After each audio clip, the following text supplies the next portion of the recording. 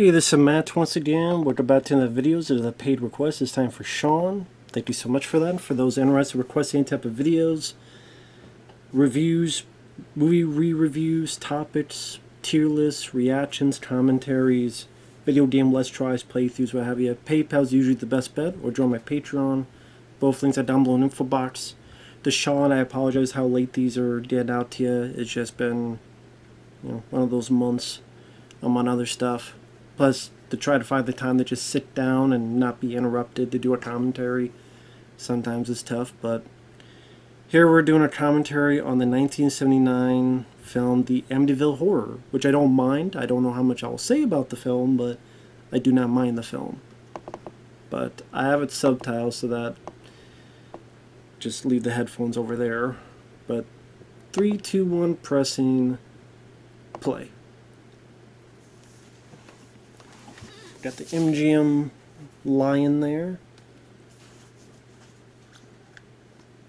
Now, of course, this is based on a book of the same name about the supposed real-life events of the Lutz family, which I don't know the validity of those claims. I don't think they happened. I think they found a way to make some money, and they did. I do like this shot with the blood red. I think the look of the house with the eyes, the windows, and the music is fantastic by Lalo Schifrin. La da da da da da da da da. I love the theme to this movie. I think it's a creepy melody that really fits a haunted house film like a glove. It's got a good cast: James Brolin, Murray Hamilton from Jaws, Rod Steiger, Margot Kidder. So, I mean, that's the thing. I like the cast. I like some of the events that happen throughout it. Blood dripping from the walls. Kind of, I don't know if I want to say subtle, but I guess compared to what a haunted house film would be nowadays, this would be considered subtle. I mean, I wouldn't say it's my favorite haunted house film. I mean,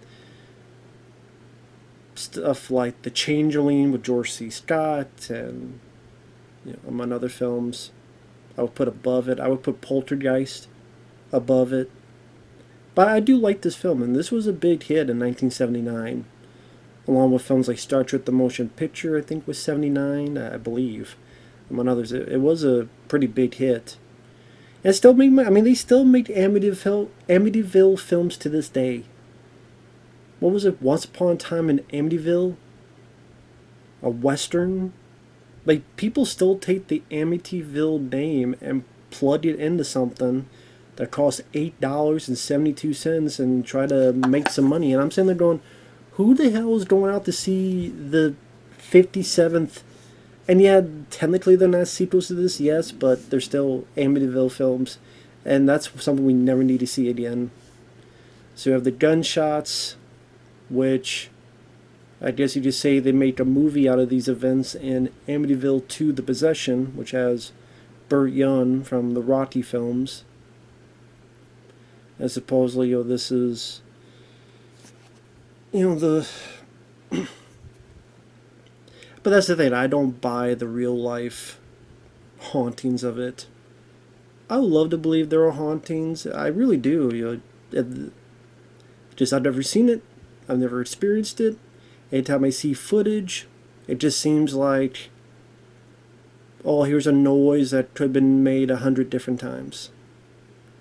A mother, father, and 4 other children murdered. No apparent motive. November 1974. Amityville, Long Island. Kind of almost a documentary style with the text there.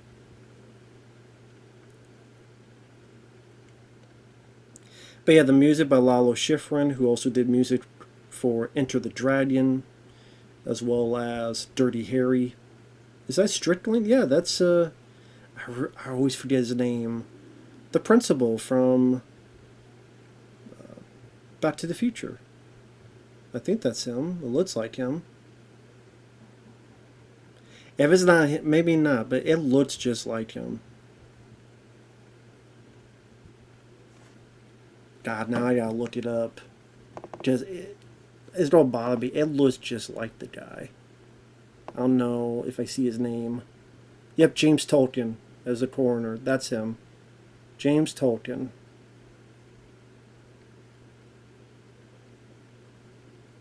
So, yeah. That was James Tolkien.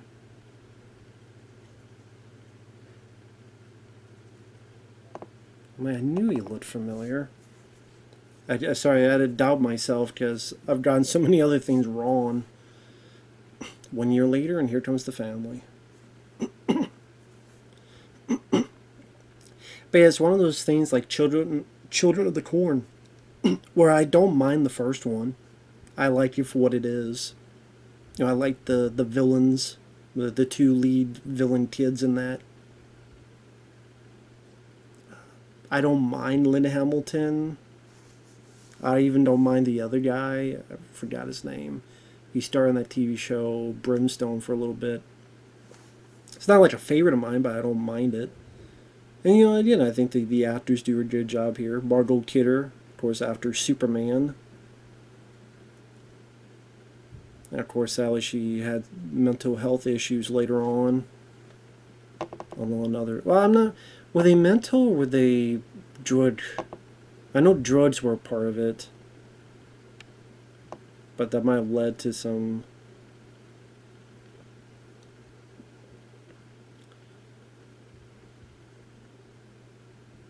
Trying to think.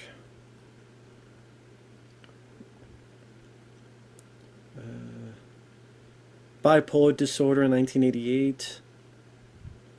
She refused the recommended lithium treatment. Injured in a car accident in 1990 during the filming of a pilot for a Nancy Drew and Daughter TV show. Left her partially paralyzed as a result of spinal injury. Unable to work for 2 years, causing her financial difficulties. She tried to sue but didn't win. Manic episode in LA in 1996.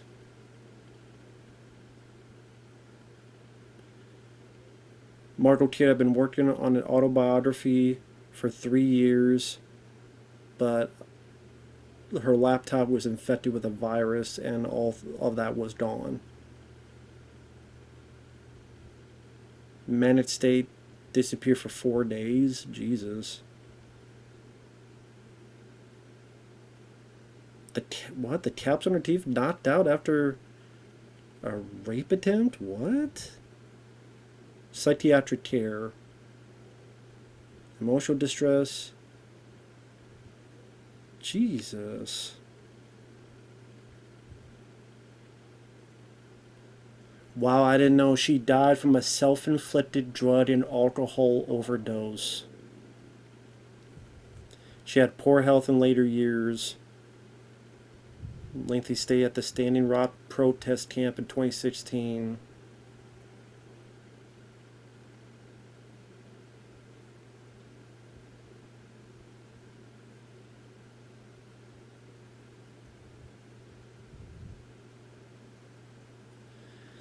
So I think with the I was thinking of like Terry Fisher. She had drug issues. So not Margot Kidder. It was, man. That's really sad. I didn't know all the details about Margot Kidder. But yeah, that's very sad. Again, financial issues, partially paralyzed.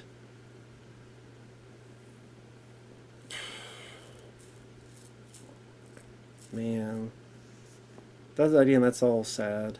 Yeah, I didn't even know. I knew she passed away. I didn't know she ended her own life. That's just, again, damn, that's depressing. I mean, James Brolin, on the other end, I think is still with us. 84 years old.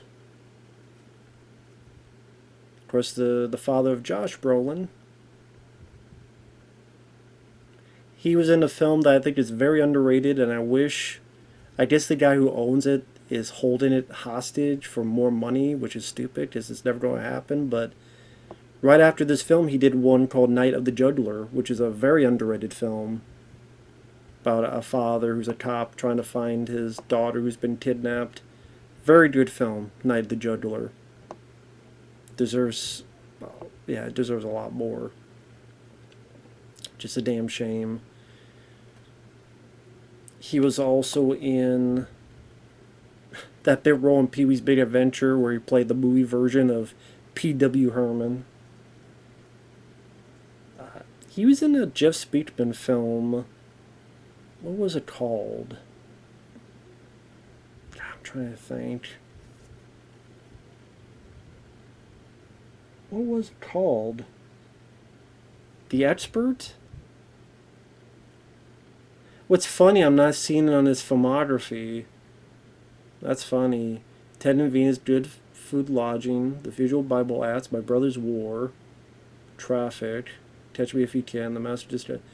That's weird. It's not on his filmography. I know he's in that film. I know he is. Am I just losing my mind? I know he's in that film. Yeah, 1995. Yeah, James Brolin. So why is it on Wikipedia? It's not on his filmography. That's strange. I mean, it's not that good of a film, but still. It's like, nope. Did they put it in? No? I was going to say, they didn't put it on TV. Okay, I know, I'm spending too much time on this, but just, that's strange. Like, it's not on his... Okay, so it's not on his Wikipedia. Which, I mean, I know it's Wikipedia, but they have a lot of other stuff. Like, Standing Ovation, 2010. What's that movie? You know? So, go figure. But yeah, I know I haven't paid much attention about the movie, so sorry about that. But just... The Expert's a Jeff Speakman film that was at first directed by the guy who directed Maniac and Maniac Cop, William Lustig, but then he had issues with people, apparently one of them with Jeff Speakman. I think the line was, if he takes a plane, he needs 2 seats, one for him and one for his ego. He either quit, got fired, one or the other, and then someone else came in, Rick Avery, I think, to finish the film. And I don't know if the film was going to be more violent, less violent, I don't know. And Jim Varney, Ernest P. Worrell himself, he has a small bit as a guy that could get guns for Jeff Speakman. That's a film that could have been good, but needed a better villain. The music was very obnoxious and didn't fit the film. Needed more action. Like the idea, and like, you know, I like Jeff Speakman, but that could have been a lot better. But anyway, we'll talk about this film. The pigtail thing. You don't really see a lot of women with that kind of hairstyle anymore. It's a very shiny cross. House ain't don't like that.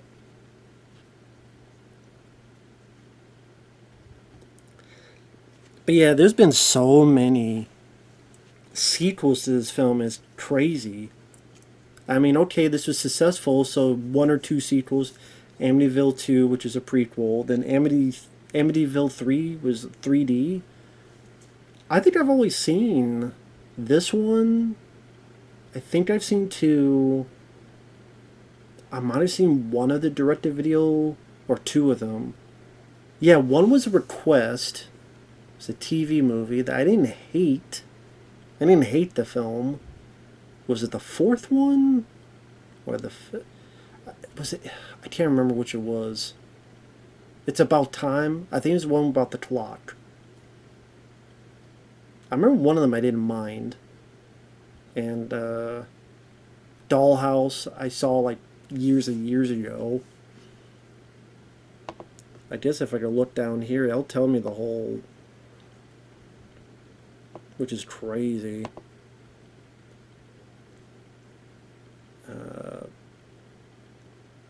Yeah, Amityville 4, The Evil Escapes, that's the one I saw, and I did not mind for what it was. It was okay. I reviewed that one. But I didn't see 3D. I didn't see Curse. I didn't see It's About Time. I don't think. Or New Generation. Dolls, I don't remember. So I know I've seen one, bits of this one, four, which that's the one I reviewed. That's the one with Patty Duke. And I've seen the remake. But like Amityville Haunting, did not see Asylum, Death House, Playhouse, Vanishing Point, Legacy, Terror, No Escape, Exorcism, Evil Never Dies, The Awakening, The Harvest. I'm just saying, like, The Amityville Harvest, Amityville Evil Never Dies, Amityville The Awakening. And there's more that just have the damn name on there. So, Jesus. There's a ton.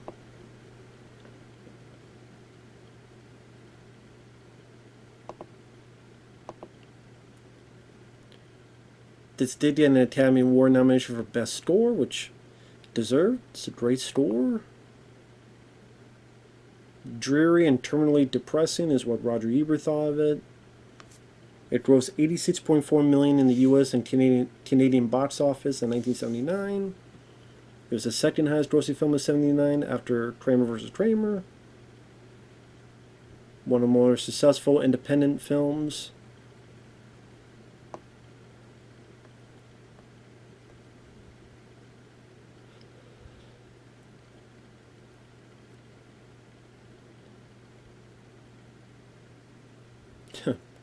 Both Brolin and Margot Kidder, they didn't think what happened in the book really happened. I don't blame them. In a 2005 interview, Margot Kidder said, "The producers told us that we should say all these terrible things happened on set, but it was BS. Nothing happened, but it was funny." So there you go. Yeah, I mean, it made sense because they want to sell the film to people. Of course, you have the stuff with the flies there. So we shot Tom Rivers, New Jersey.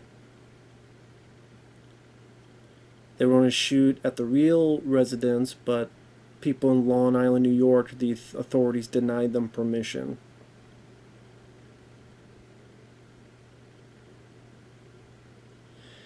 Rod Steiger was in a career slump because he had an open heart surgery and left him depressed and made film studios hesitant to hire him due to high insurance costs.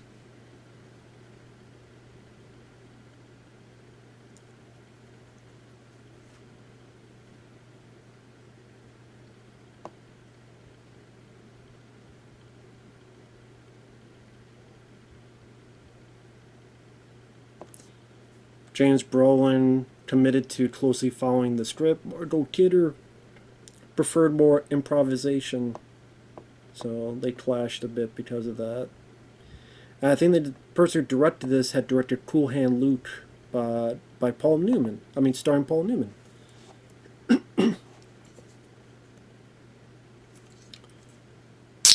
Yeah, the house is like, get out. Of course, Rod Steiger here, famous for films like On the Waterfront with Marlon Brando, also In the Heat of the Night, the movie version, which I think he either won or got nominated for an Oscar. I can't remember which. He was nominated or he won.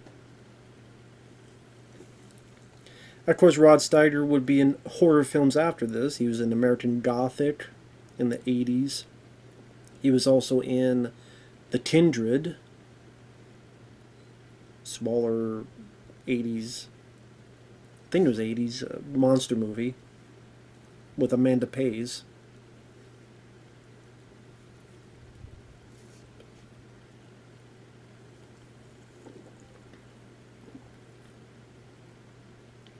Where they passed out.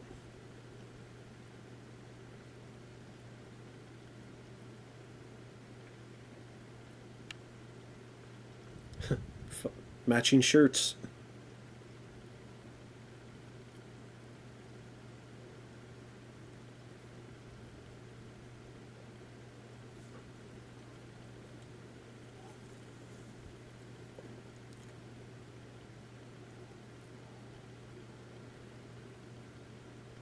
Yeah, I know they did the remake for this, which was that remake was terrible. Because James Brolin is much more believable here as a decent guy, decent father, and because of what's going on with the house, he's slowly losing it. And you buy him being intense. Like when he gets intense and angry and upset, you really buy into it. Very believable that you would be intimidated by him.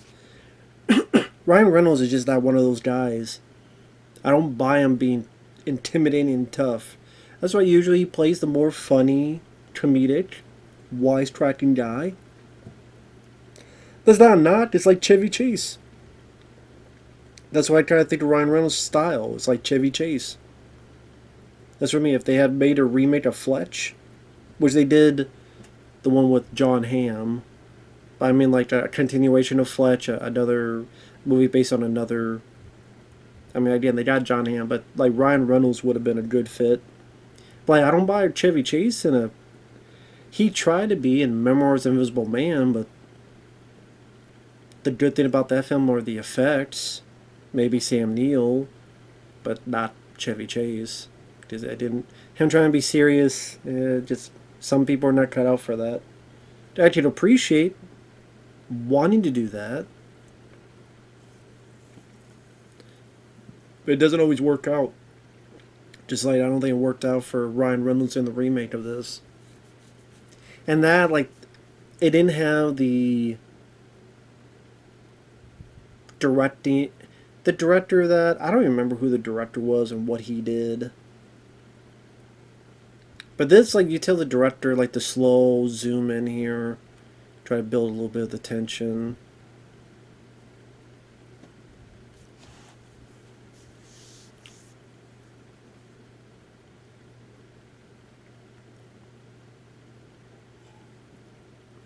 Talk about how hot it is here. Which is going to create a bit more of angst, a little bit more of a heated, more of the ways than one, demeanor. Like the director was a guy named Andrew Douglas of the remake, and I don't know if he ever did anything again. So, and like, just remember not much of anything happening in that remake.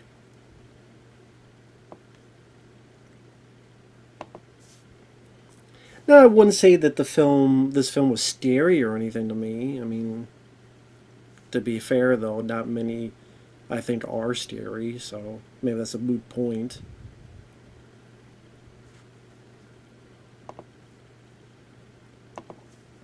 But it's one of those things I kind of look at and go, I can at least tell the attempt at what they're doing with that. Damn, kid. Don't die, kid. Don't die. It's like, what the hell are you doing down here? You.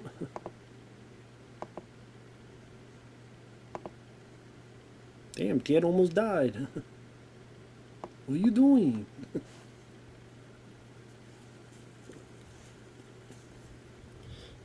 Like, what are you doing?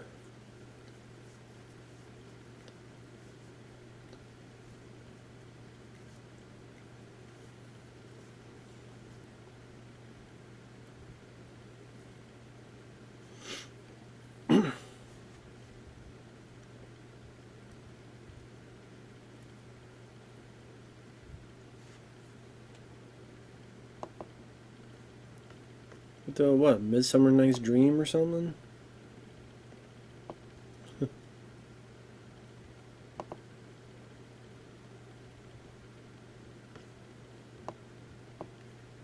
What are you doing?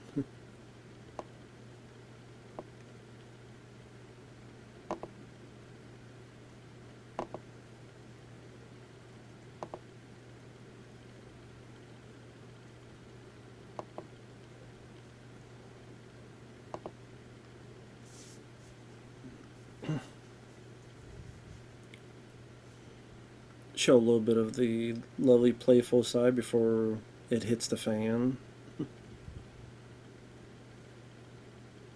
Well, I guess you just say, you see more of, James Brolin being normal compared to like Chad Nicholson in The Shining. But at the same time, I put Chad Nicholson, The Shining above this just for it's hard to compete with Stanley Kubrick, his type of direction, camera work, all that jazz.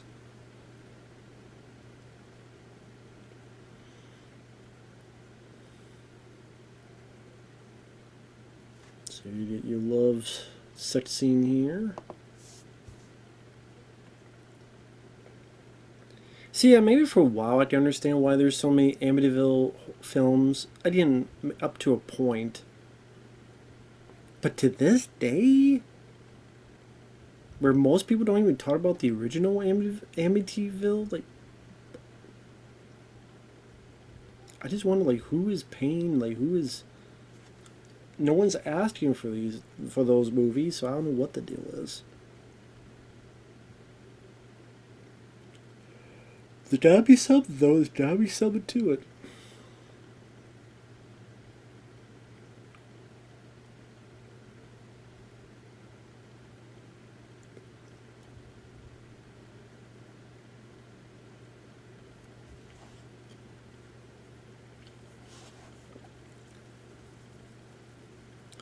Someone trying to be a peeping Tom.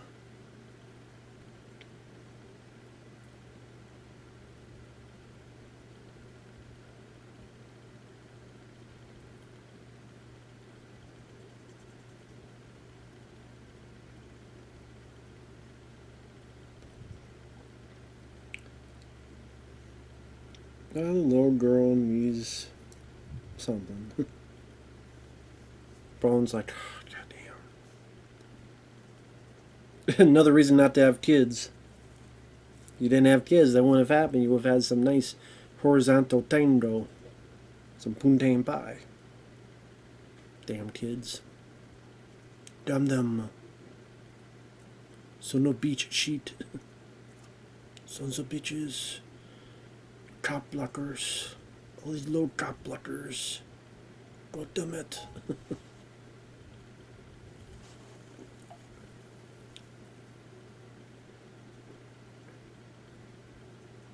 Oh, but there you go.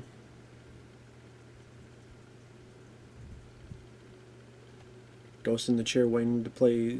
I saw there was like Operation board games on the side. That's what Ghost is waiting on.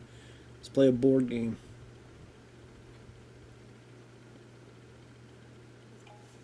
But I mean, the movie's definitely a slow build, and I'm sure compared to nowadays, it'd be looked at as maybe flat or. I just see a lot of people being very uninterested in the film.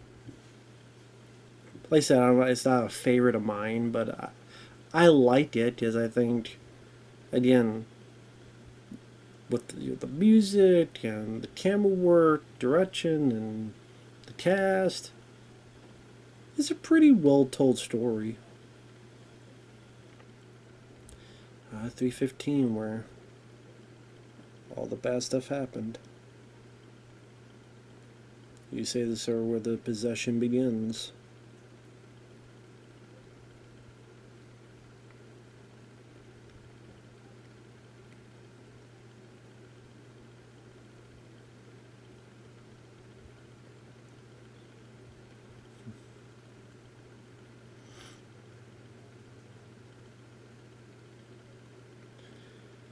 Yeah, you definitely want to be in shape when you do these type of movies, so you don't have those damn pesky love handles and all that stuff.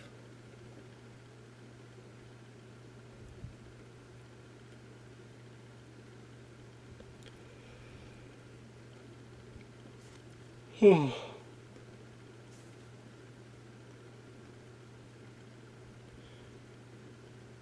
say what?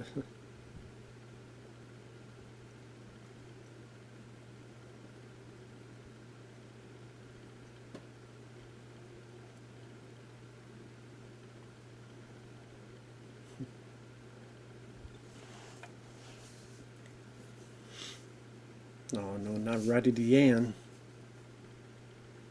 What you want, little bitch?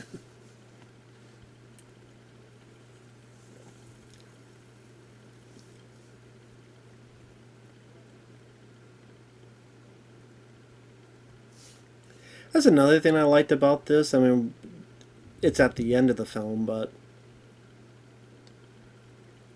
even though the father, he gets possessed and tries to do stuff, he does try to help his family. And like at the end, he goes back to get the dog, and you see like the kids like cheering their dad on as he brings the dog out, and like he at least accomplished something. And granted, kind of wish there was more of a, I don't want to say a battle, but more of a trek. It's kind of like he falls through into that gunk, then climbs out, and then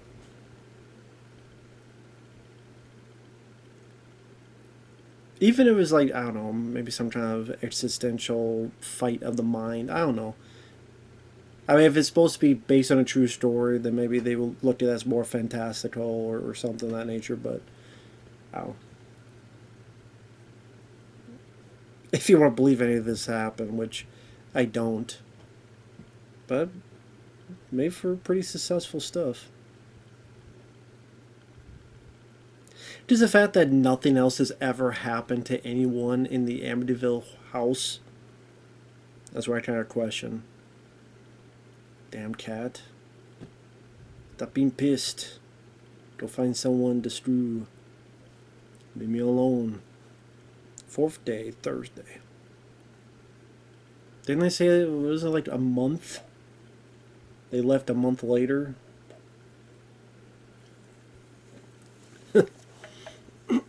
That's where it begins.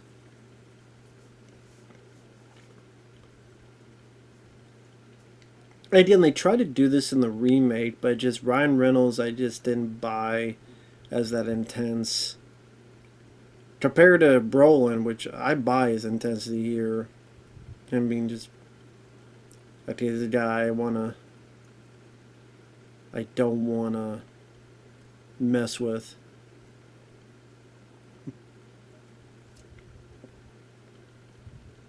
And we saw how friendly they were last night, and then you see the change going. And at least there's been about 30 minutes of build up for that instead of just 5 minutes.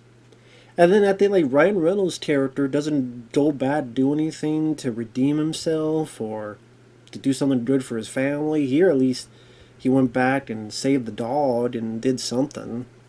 So I don't know, it makes it. Yeah, I get a sense that the family still cares for their dad, cares for cares for the family. By the end of the remake, it's like it just seems like the family still hates Ryan Reynolds, and a few weeks later, gonna be divorced.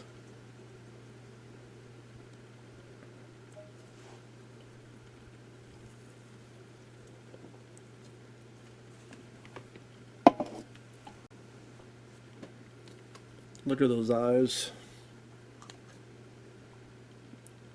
Again, Brolin does a good job, just that simmering intensity building up throughout it.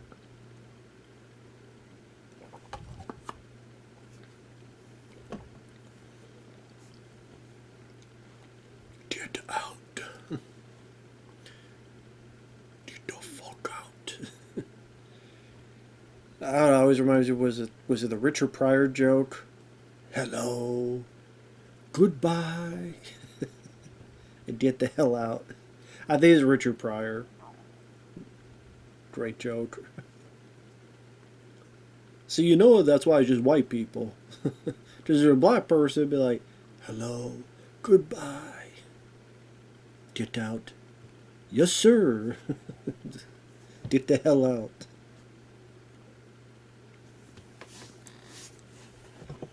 Because those are always the tough thing when you deal with a haunted house. You're like, why don't you just leave? So it's either they don't notice what's going on until the third act, or they, I don't know, they try to exercise it themselves.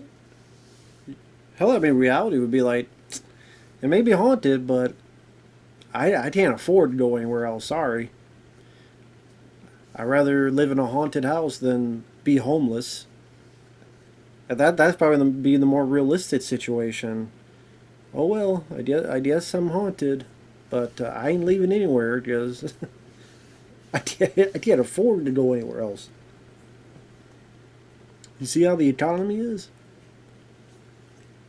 Man, back in the day when you had those old school phones. Back in the day, kids, we had a phone with a cord. What? Yeah, a phone with a cord. There was a cord attached to it. See, you didn't have phones that you just call anywhere. You go as far as where this cord was. And you had to do it at home or work. But on the road, maybe years later, maybe you have a car phone. Like it's like this big, as big as a Buick.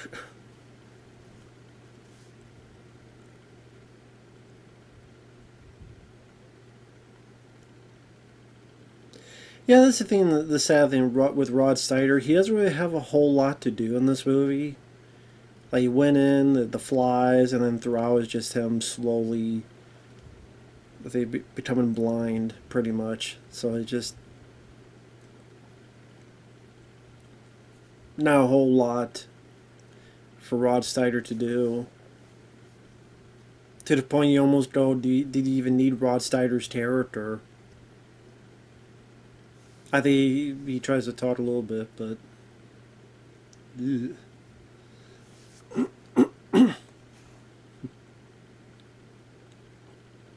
This damn black evil gunk.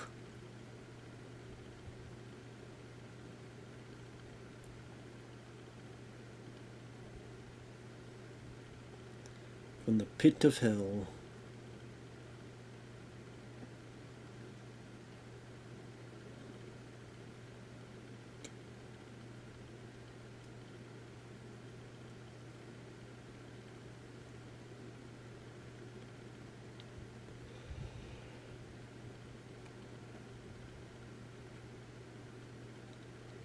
Yeah, this nun ain't feeling it. Get the hell out. Get the fuck out. That's what the house is saying. Get the fuck out. We don't want no nuns in here. None of that. We want none of that nun. Damn it. Fuck your plant. Fuck your flower. Gonna stick it in your keister if you don't leave, god damn it. Yes, I said God to the damn to the it.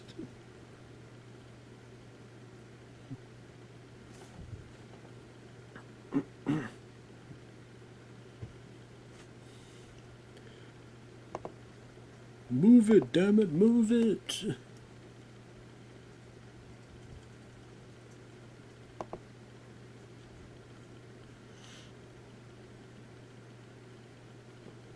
So yeah, Samuel Z. Arkoff purchased the rights to the book to see it as a TV film, but then reworked as a feature film.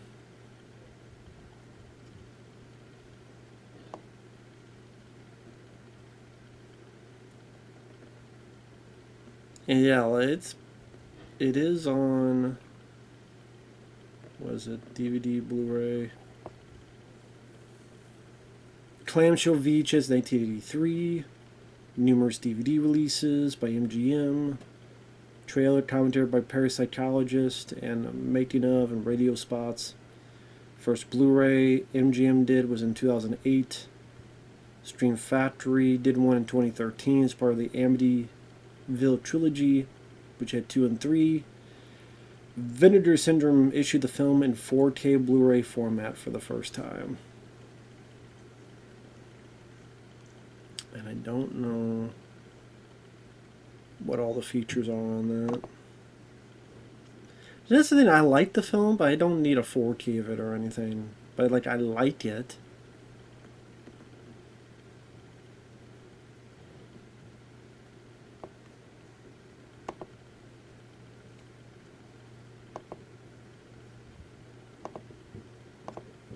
That's the thing, I mean, you can like a film, it doesn't mean it's like, oh, you watch it over and over again type of thing.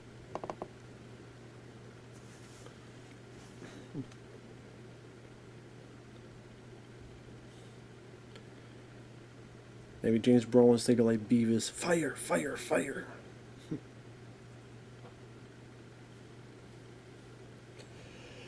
Fire it up, fire it up, fire it up.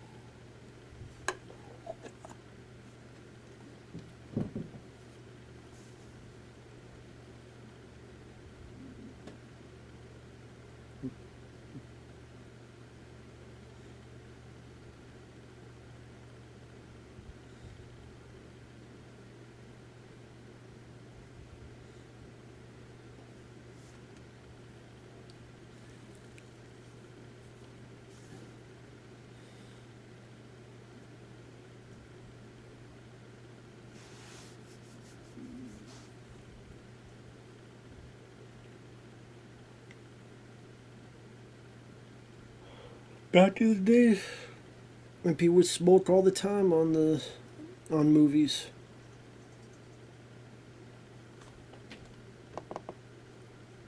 Not much of a thing nowadays.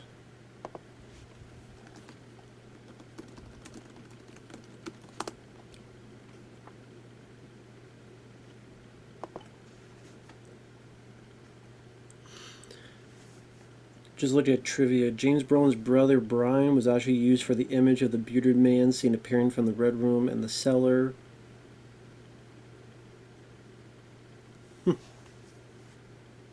Honey was rubbed on Rod Steiger's head to draw the flies to him.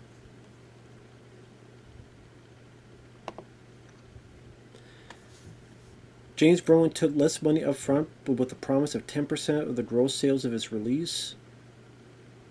He received $17 million because of how successful it was. Man, thought about making the right decision.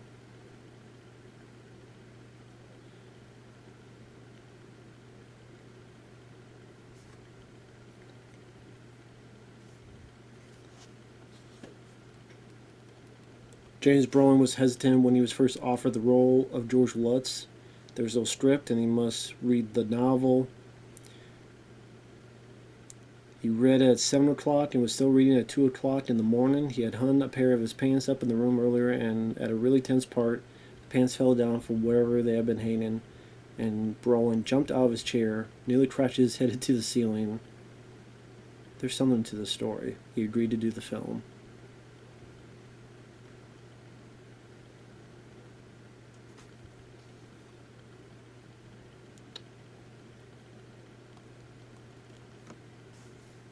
In 1979, attorney William Weber, Ronald DeFeo's defense attorney, filed a lawsuit against George Lutz and Kathy Lutz, charging them with fraud and breach of contract.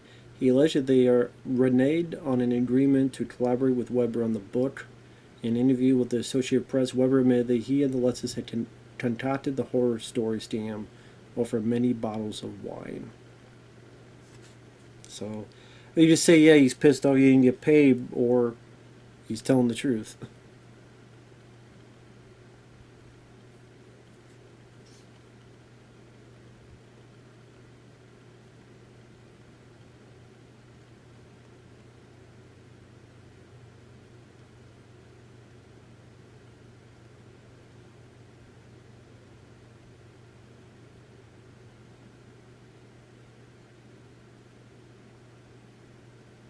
Let's see.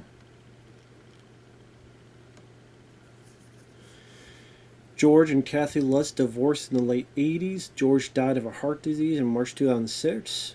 Kathy died of emphysema in August 2004. The 3 children are adults and remain out of the public eye. Their names were changed for the film.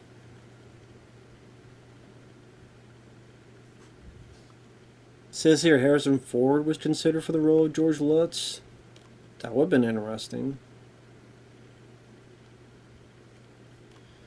James Brolin said he did not get a job for 2 years after doing the film because of the cruelty of his character, but he did Night of the Juggler and a year later High Risk. And then 2 made-for-TV movies in 1982.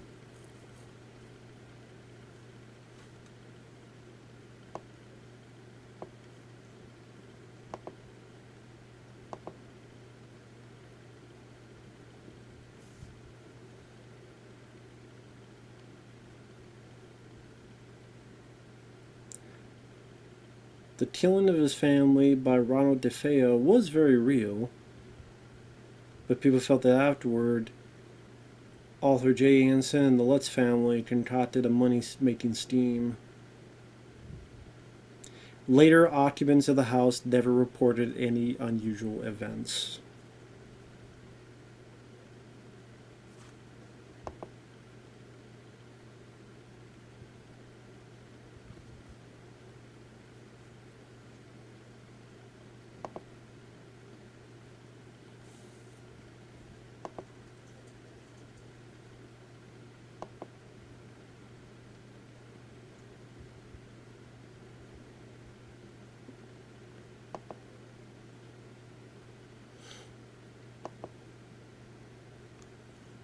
Sorry, I'm just looking through trivia.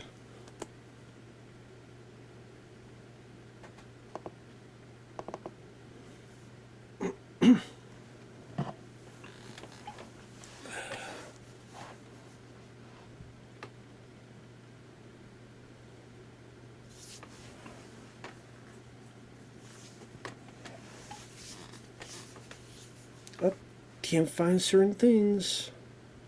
Uh-oh.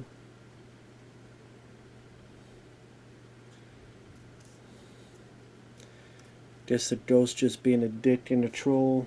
I'm gonna steal your shit. Yoink, I'm gonna put it over here and fuck with you. Mess with you.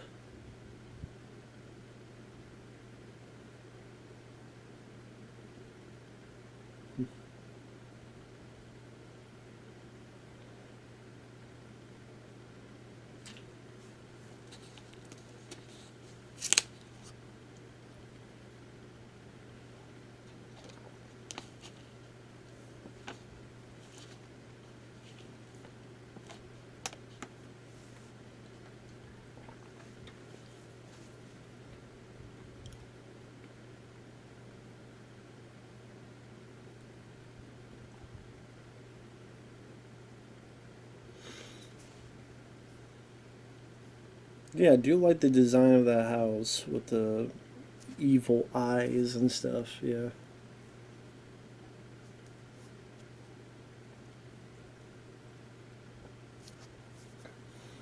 Oh yeah, the babysitter. Which I'm sure nowadays, like, they look at her mouth, they go, what the hell's going on with her mouth? But that's how, braces and that stuff were back in the day. The ancient days of 1979. Oh yeah, she gets trapped in there. That's right.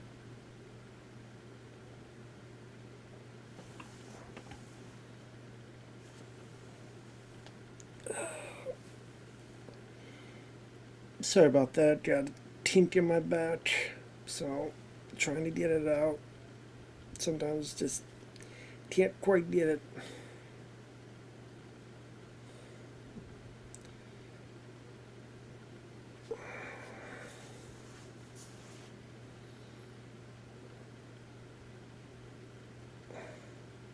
The fact the daughter on the other side just staring and looking at it, not doing anything, always did kind of bug me. Like, why would she not try to do anything?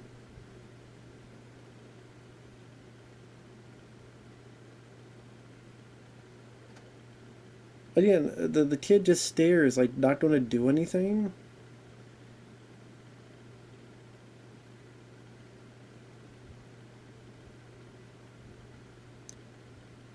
Damn, her hand got bloody. Her hands got bloody quick.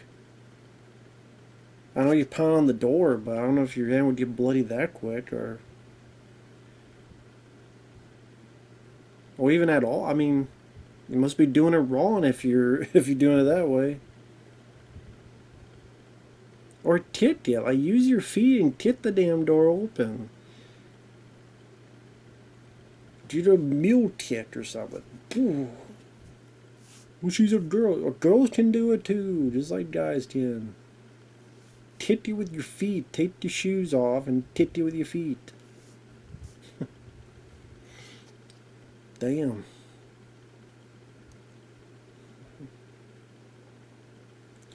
But I just see people watching the film being bored, going, "What the fuck? Nothing's happened." Which I don't blame them.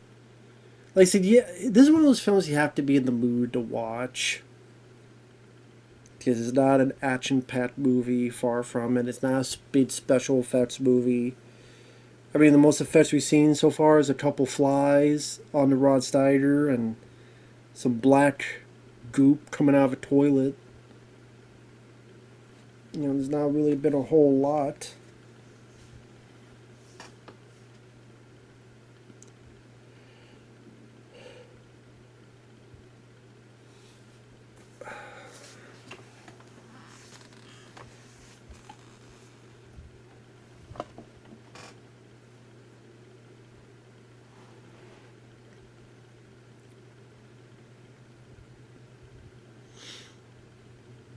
You just see more and more of the father being more and more frazzled.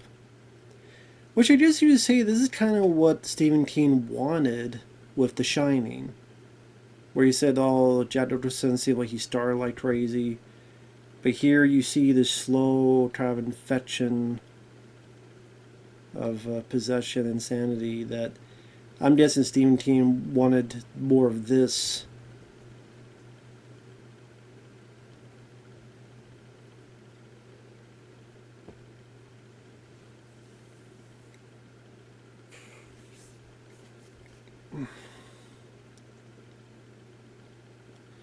That's right, the babysitter they find, doesn't he yell at the kid or does he smack her?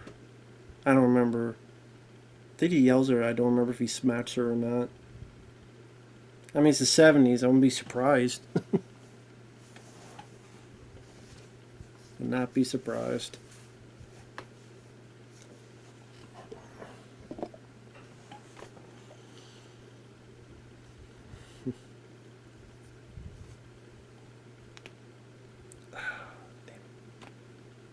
Yeah.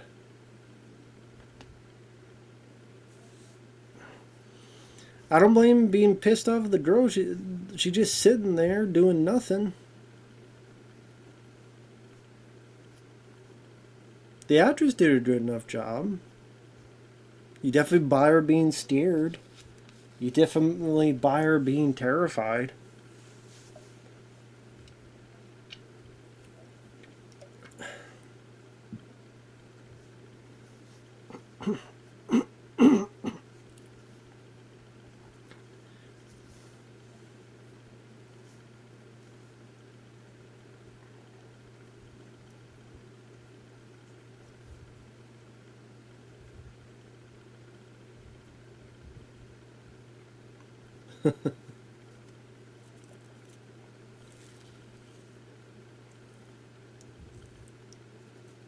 Oh, that's where you're saying these kids need discipline type of thing. You kids need discipline.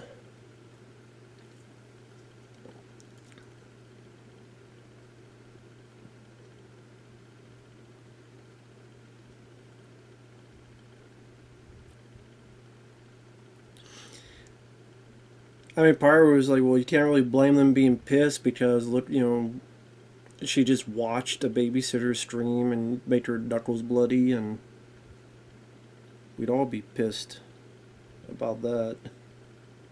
The fuck you doing, kid?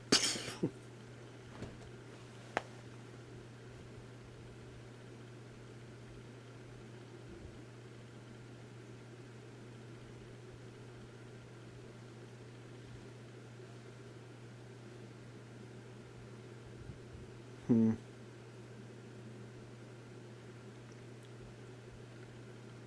The damn thing's a thief too. What haunted house need money for? Well, It's mortgage payments. That's what it needs. That'd be a movie. A haunted house stealing money because it needs to pay off mortgage so that it doesn't get sold. There you go. A haunted house doesn't kill people, it steals from people. It just steals all their money. And you find it like hides in the walls or something.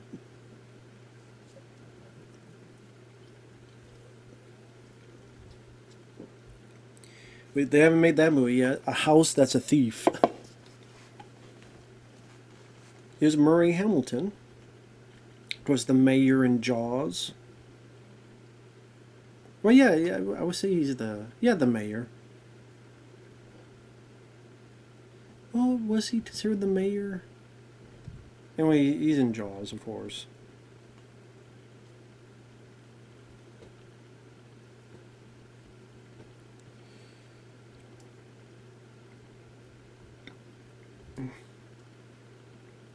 Doesn't want to get the. That's what happened after Jaws 2. He decided, I'm going to retire and find Jesus after all these damn shark attacks. All these damn shark attacks. I'm going to find Jesus and move away, changing my name. You're the guy who's head of the town that got all these damn shark attacks. What do you have to say for yourself? All these people that died.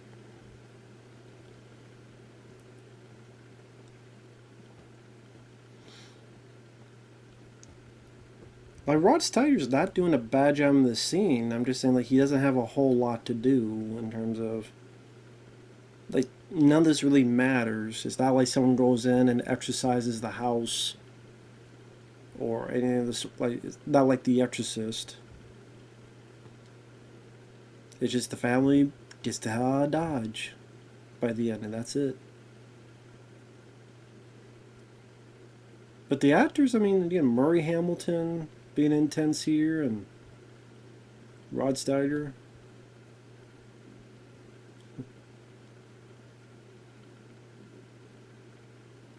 It's well acted.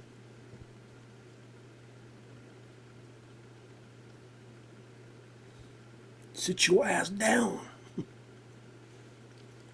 Who you think you are, buddy? You sit your ass down now. Who the fuck you think you are? Damn it.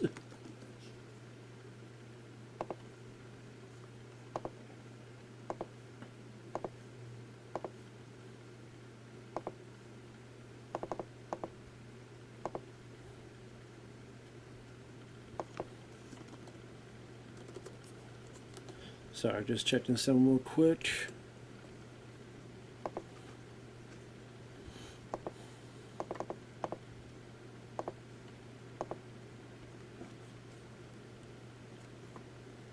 I don't need that. Come on. Sorry, trying to do two things at once.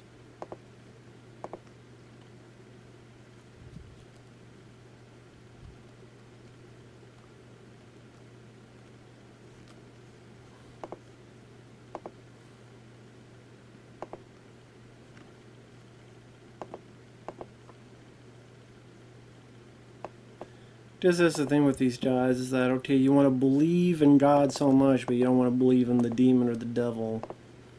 It's like, well, is that kind of weirdly hypocritical? Like, we'll believe in this guy, but not in the other guy. It's like, well, can this... Really? Come on now. Really?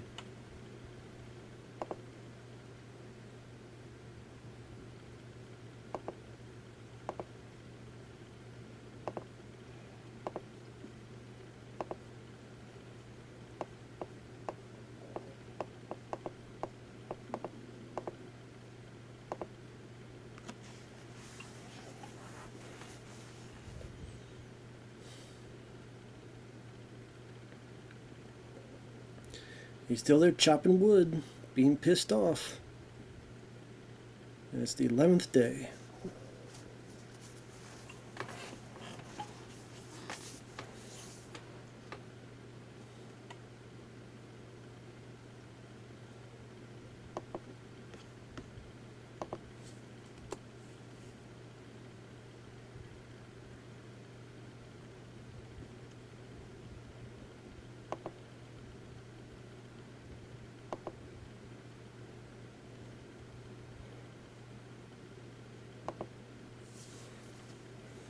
She had the right idea.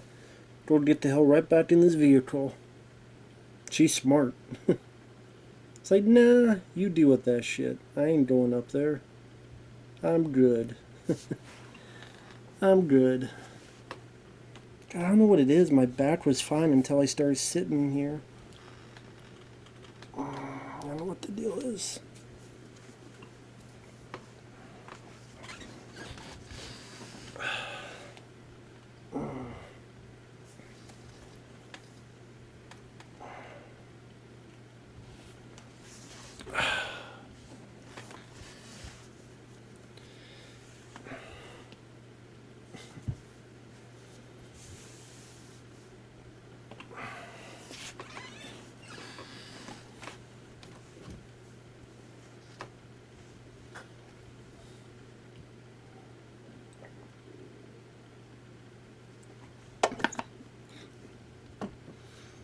I don't want you damn pamphlets. Stick them up your ass. Will you leave me the fuck alone? Okay, if you're done to a pissed off James Brolin with an axe, I would walk away. That's just me, though. I would just walk the hell away. Yeah, does the... Yeah, I would just walk the hell away.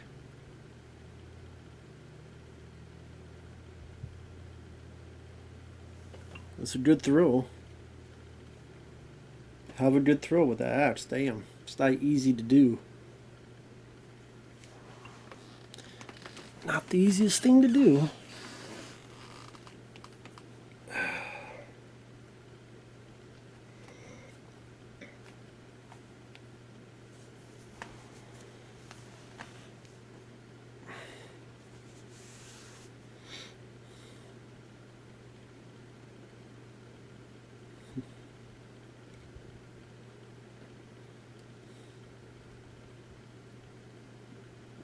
Ooh. Not a bad edit there. That's pretty good edit. Do you see the kid there with the hand and just and the way they made the blood spurt? Definitely a good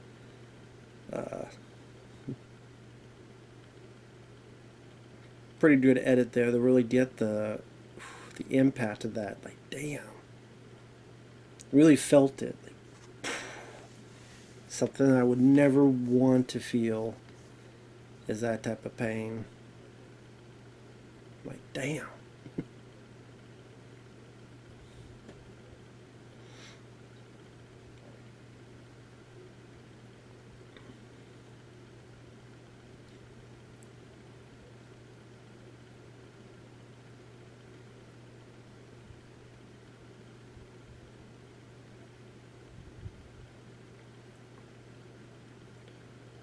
Time to go back home.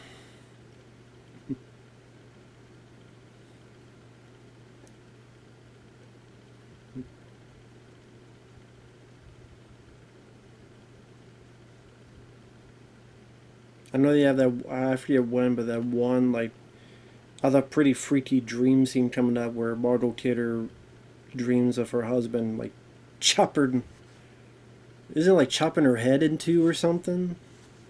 It's a pretty, like, ooh, shit moment. I don't remember when it's at, though.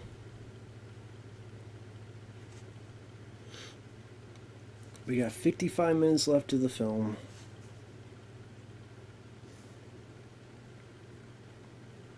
Yep, 3:15. Do you know where your kids are?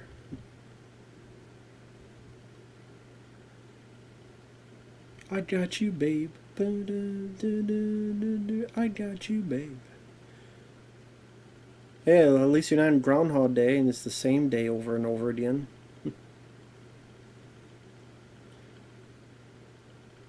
I'm not the God, I'm a God.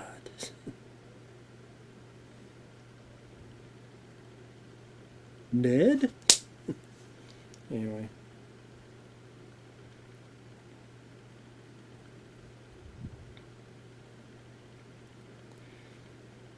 But yeah, I mean, there's a ton of. I mean, I say haunted house, but you know, either possession movies, ghost movies. You had the Insidious films, which well, how many were there? There was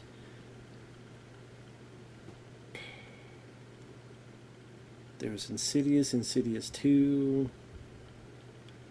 I know there's one came out not too long ago. There's The Last Tea or something, and there's a shitload of them.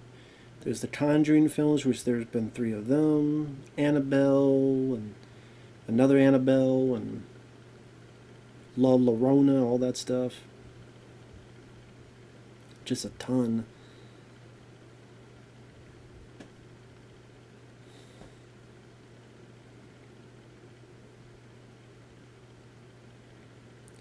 So I guess apparently honey was the way to get those flies there. I mean, at least it's not mosquitoes or wasps. And the ghost is pissed, broke down the door. Why you gotta be breaking doors down, ghost? Damn. Had to break the shit down. Not many times you see your lead guy in his underwear like that. Usually be boxers or pants. But his undies, like, so that's what you're packing.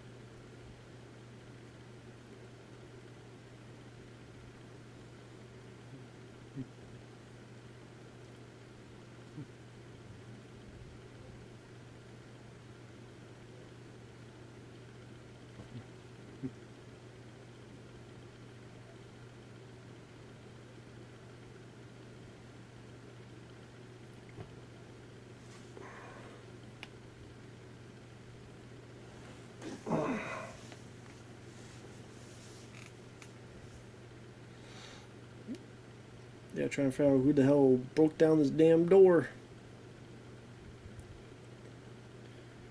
The evil is just being a troll and a dickhead. I'm gonna steal your money. I'm gonna break your doors. Just be a complete dick. Maybe that's what he was in former life. All these are complete dicks. God, I don't know what it is. Just that one thing in my back just makes so it's hard to sit. I don't know what it is. Maybe I slept on it wrong, but I was over there doing some stuff, some other recording for like 4 hours, and it felt fine.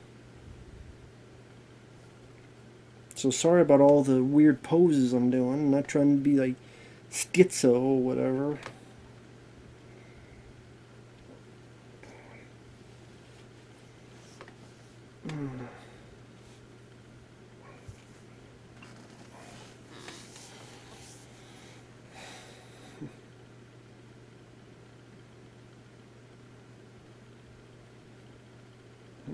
Sorry I don't have a whole lot to say because it's one of those films. I mean, I haven't seen many of the sequels. I don't think I'm missing much.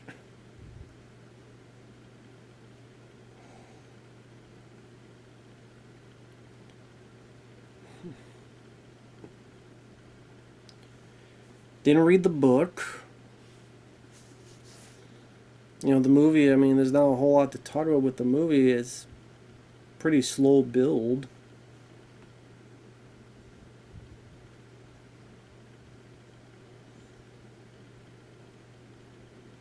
But yeah, horror films of the 70s were definitely a different animal.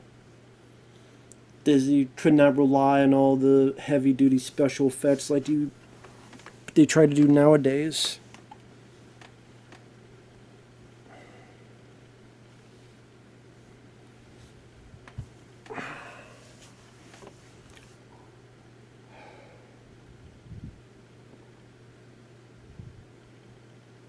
I'll be right back.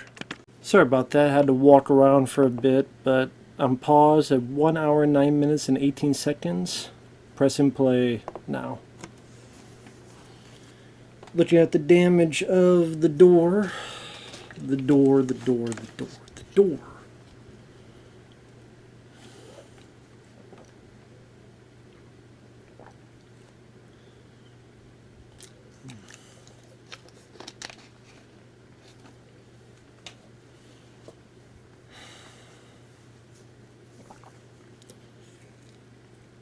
Of course, the cops ain't going to help you. How many haunted house films or whatever has a cop actually been of help? I mean, there's some with a cop, like, of course, Exorcist. Hell, Exorcist 3, George C. Scott.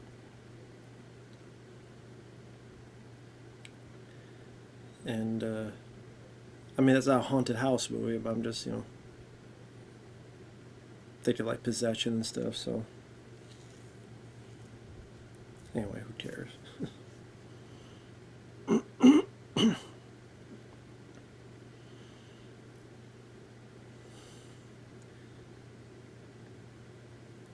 Well, it's on a tangent that has nothing to do with the movie.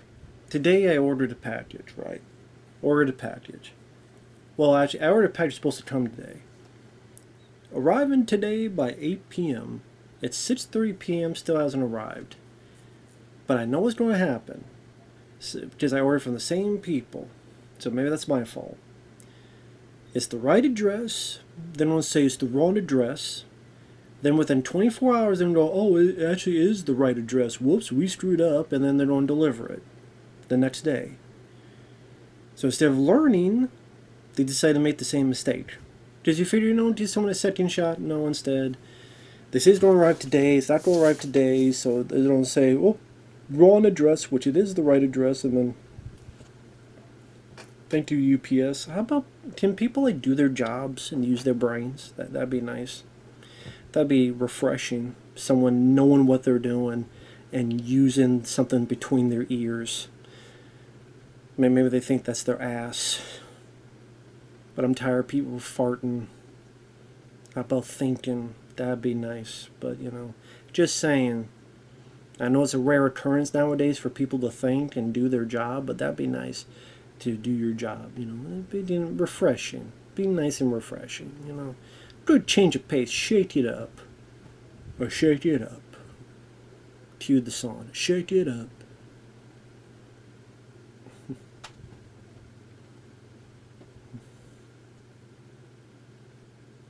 Shut up, little girl.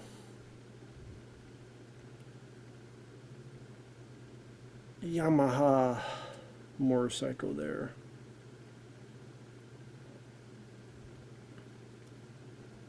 Yeah, the dog ain't having it. I mean, yeah, it's based on a true story, but, there's always artistic license. At least they didn't kill the dog. Even I'm on the artistic license of it all.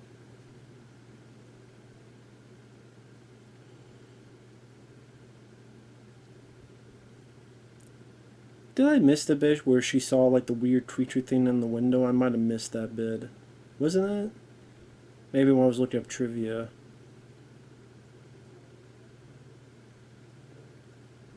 Or maybe that's later on. I can't remember. It's been a long time since I've seen this film. Quite a while.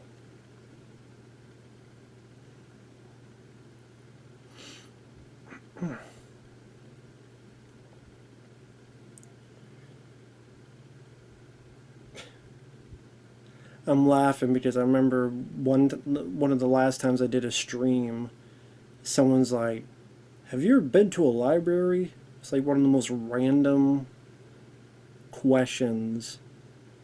Like, yes, I have. I went to this thing called school, where they have libraries in school. Maybe not where you're from. I mean, the guy was being nice. I don't mean to be a dick. It's just sometimes like these weird random questions people ask you. I'm like, do you like porcupines? I don't know. Are they in my house? No, they're good. I'm fine with them. Are they eating my food? No, good.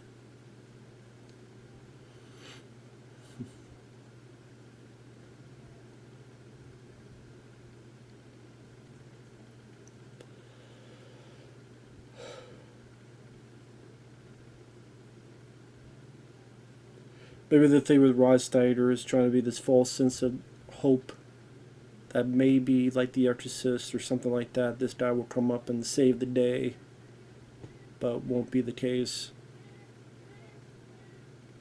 Apparently, the ducks outside feel the same way.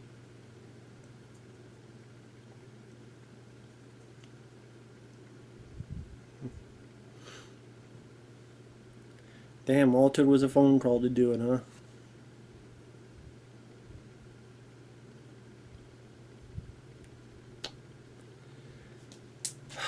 Should not have called him, lady.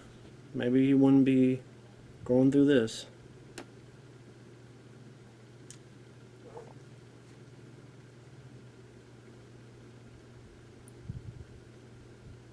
Come on, yeah, I think that's a bit weird. Gust of wind out of the blue.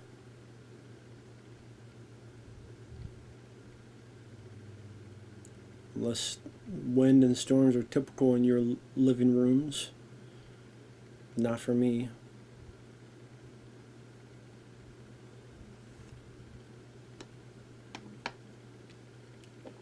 So what the hell does this guy want? And what do you want?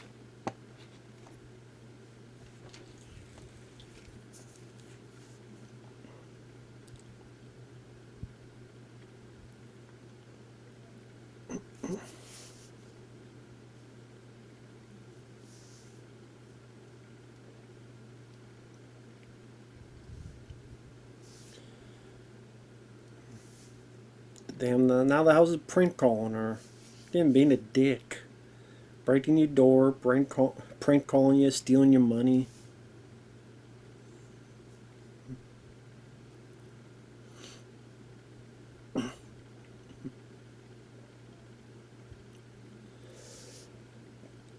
Thinking you don't have beer.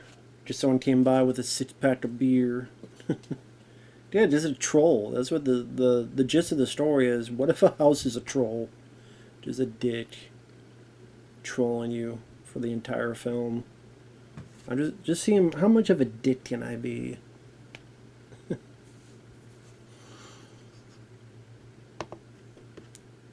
An amazing dick.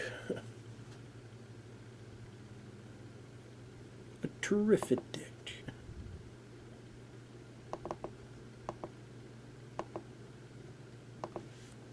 Yeah, I bet you will.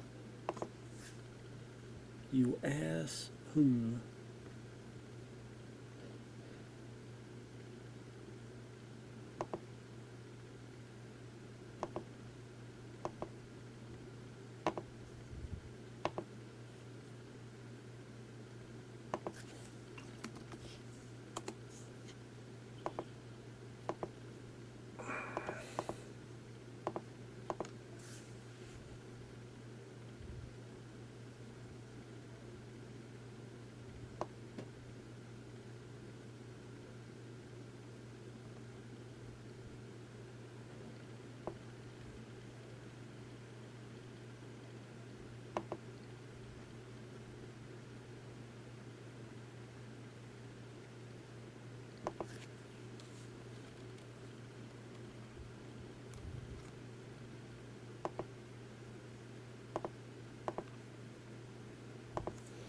Sorry I keep lollygagging around. Just at this point, I don't really have a whole lot to say about what's going on. At least not with me.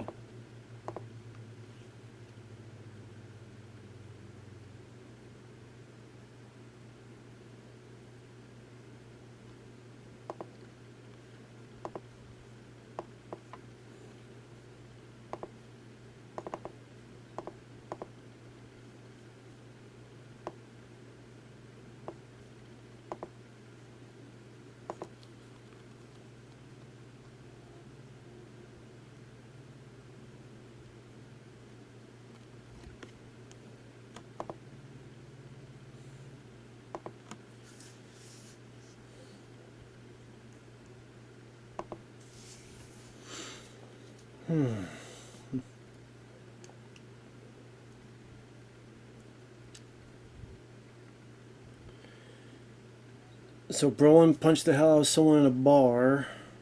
Little girl has seen her imaginary friend. And Margot Kidder is trying to figure out what the hell to do next.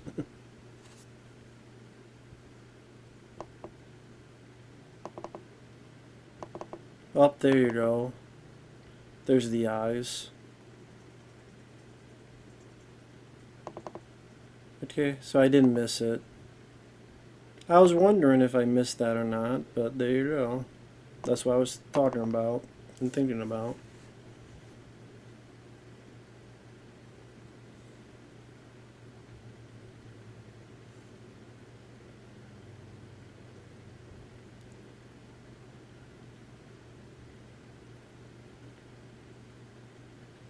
Seem a little bit too excited for this lady. Calm down a bit. Just calm down a tad.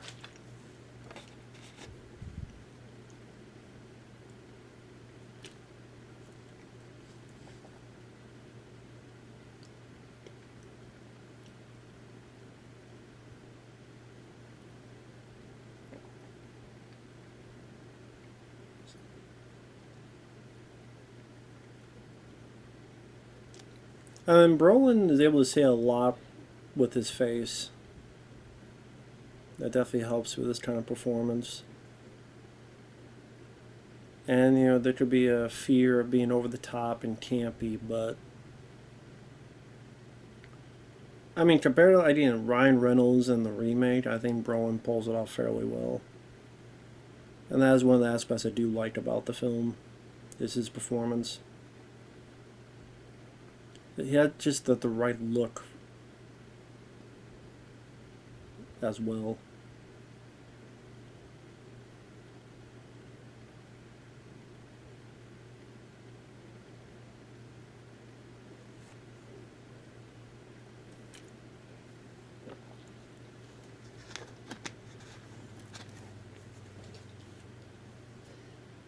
Is that really the case?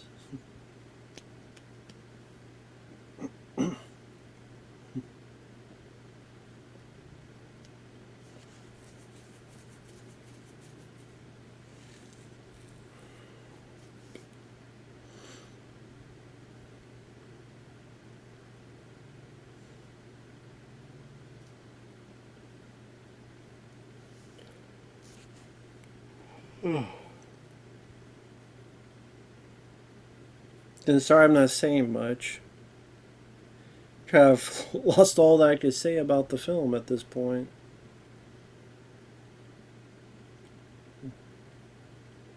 I liked it.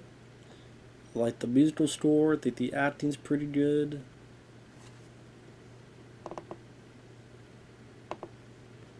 Let me see. Let me look up the actors here.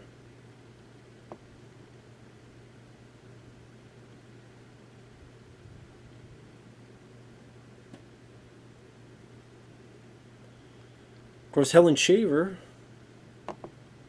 Should I mention Helen Shaver there? Who, of course, I remember personally. Well, not personally, but Tremors 2 Aftershocks, which is a favorite of mine. I love that sequel. I think it's probably the best direct-to-video sequel that's been made. But she was also in Best Defense, which is a pretty bad Eddie Murphy film. The Believers, pretty good Martin Sheen film. But yeah, Tremors 2 Aftershocks. Who plays Fred Ward's love interest. Did like her in that movie.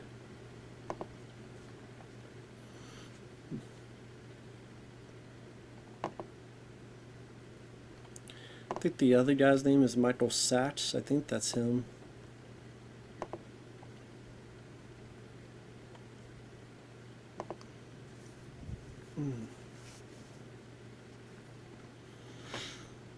Bad idea, bad idea. Don't go in the basement. It's a big no-no. Never go in the basement. It's a big no-no, man. Big no-no. Don't do it, goddammit. Don't do it.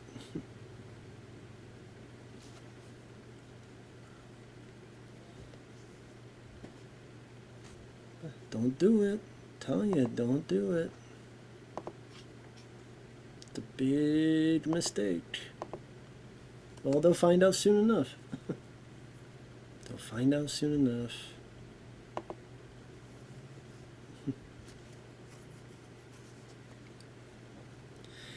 Listen to the dog. The dog knows something. The dog is pretty much telling you where the hell this thing is. Listen to the damn dog.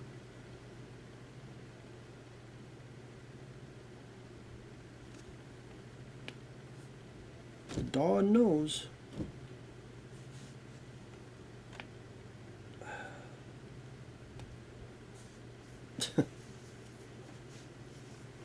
Do you imagine someone just going to your basement and just breaking your shit? That's what this guy's like, what the hell are you doing? You're just breaking their shit. He's like, what the hell are you doing? Hey, she's on PMS. Sorry. It's her time of the month.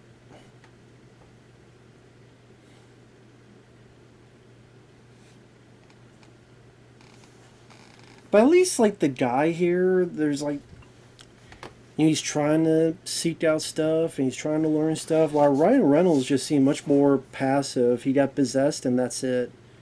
Here it seems like Brolin, there's just more for him to do. Even, you know, going to this couple, talked with him about it. This here, chomping off the basement remnants.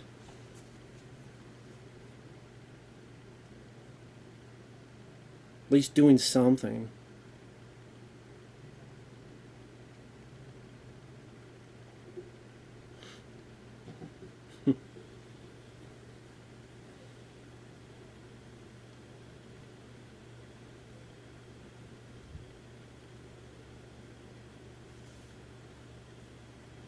So I guess that's Brolin's brother?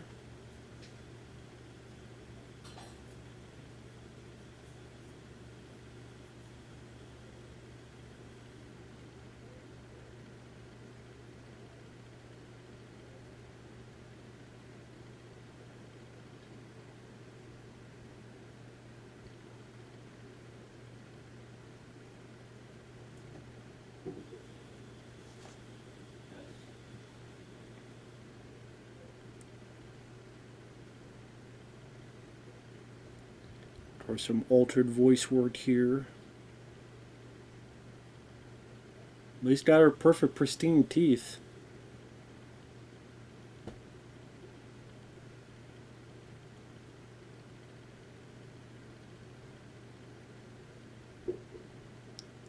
You know, that's the sad thing about Rod Steiger. It really doesn't have anything to do other than just slowly. I mean, he doesn't die at the end, but slowly be tortured. Like, I think he's blind by the end. I mean, as much as I like Rod Steiger, you can almost take his character completely out and it would not change anything, except maybe be a bit more faster pacing.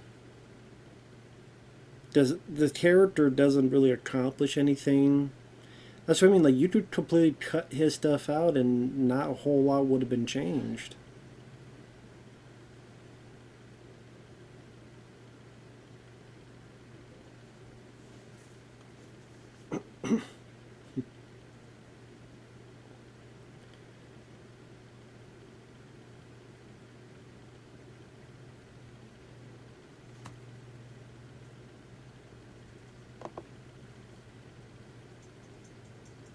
And Brolin's like, what do you want me to do about it? Fuck you want me to do about it, lady? Ain't my fault. The fuck you want me to do about it? Ain't what the shit, you know, is that my fault?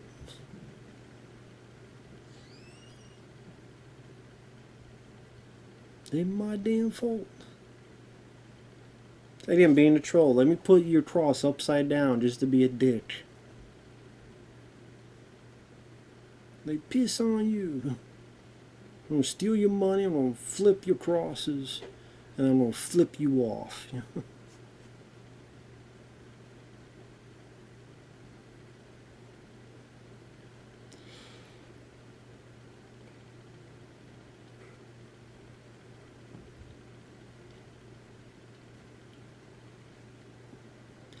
Even this, I mean, at least the Brolin is trying to do something. It's not just him being a complete dick incessantly. He has his bits, he has his moments where he's under the influence, but then moments like this where he's taking the cross and he's, trying to do something at least, which is more than, again, what Ryan Reynolds' character did in the remake. So it makes me appreciate the lead character in this more. Trying to have like redeemable stuff throughout it.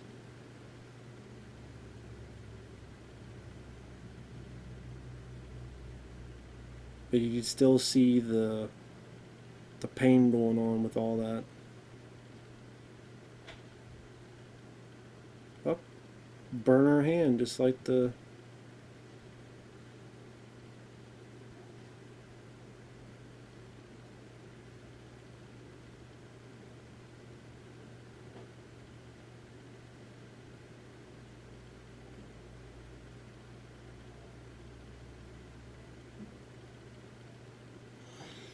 Yeah, it's time to move. I think it's time to get the hell out. It's time to move. 17th day, Wednesday. Can't remember how many days. I said 30, like a month, but it might be less than that. Maybe it was 20 days. Can't remember.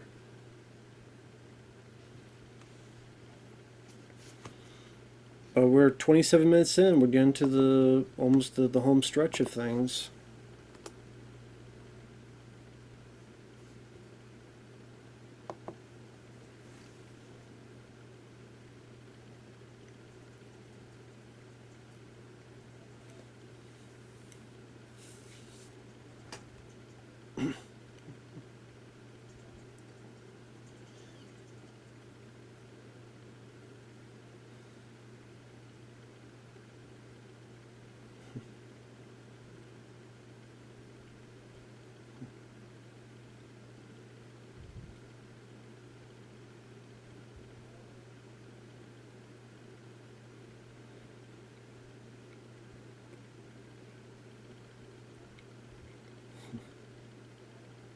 I know pretty soon he's gonna go blind. I mean, you think about it, like, Rod Steiger's kind of left the house alone, left the family alone, and it still messes with him, and still, like, it didn't mess with the nun. It didn't, later on, it didn't mess with Helen Shaver and hubby more, it seemed. But this priest guy, this thing had a hard on for him. To just keep messing him even now. I mean, I guess you say he's talking about, he's mentioning it, and just the evil don't like that.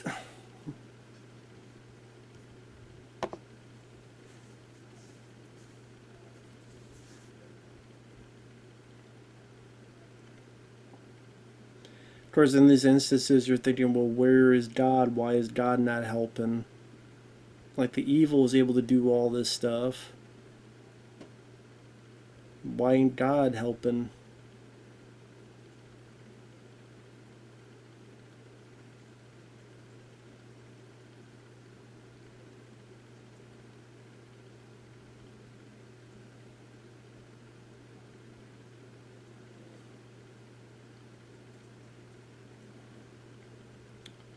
Again, like, how come God ain't helping them? Yeah, I think this is where he's blind.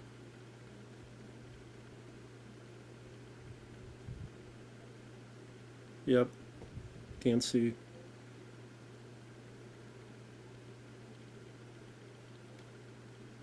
Which is pretty tragic because, I mean,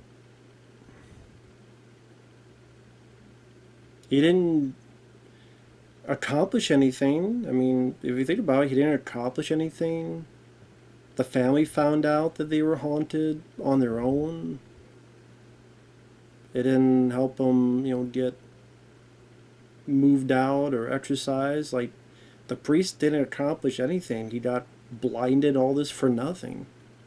So, that's for me. It's kind of this own separate story that, first off, obviously didn't happen in reality. And like I said, you know, if you could cut it all out and it wouldn't. I mean, Rod Steiger, I don't mind his performance, but you wouldn't. It would not affect anything. So I would think that's one of the things that discrepancies have with the film is as much as Rod Steiger's performance is fine enough. Again, if you didn't edit and you took all those scenes out, it would not affect the film. It really wouldn't, except to be, again, shorter, a bit faster paced. But that's just me. That's just me. Damn it.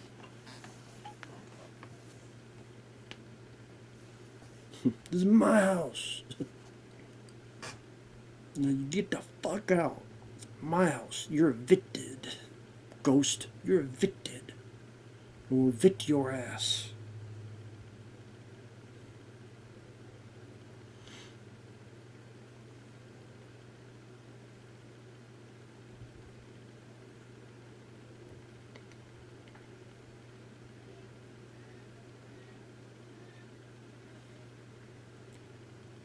Yeah, the Dutch. Maybe they're. If you hear that's the Dutch outside. Maybe they're mad. I'm talking about Rod Steiger. This might be where she has the nightmare where she gets killed by the husband. It might be here. I remember when I first saw one. Oh shit! Just seems just very sudden. Like ooh. Then she wakes up.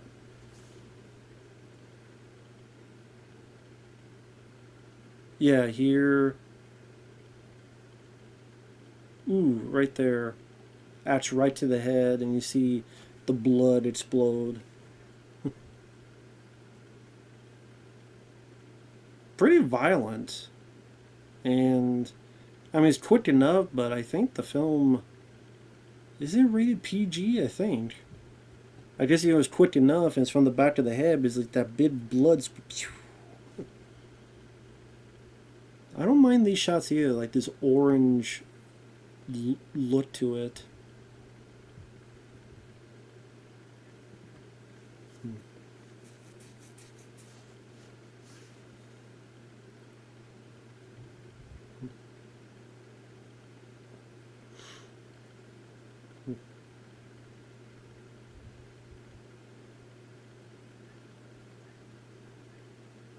See, this is where it could get, you know, some people may view it as campy, but I mean, to me, it's a guy just completely losing it and just. Maybe from an outsider's perspective, we'd view it as silly, campy as well, but that right there with the eyes and the tear coming down, it just seems like a bona fide losing it. Just completely losing it. At wit's end. At wit's end.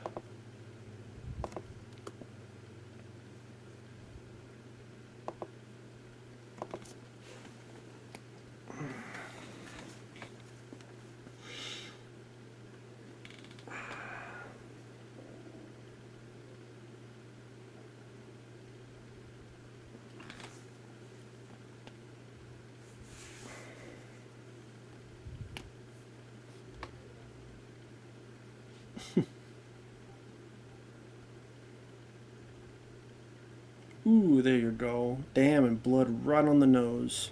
Both of the nostrils.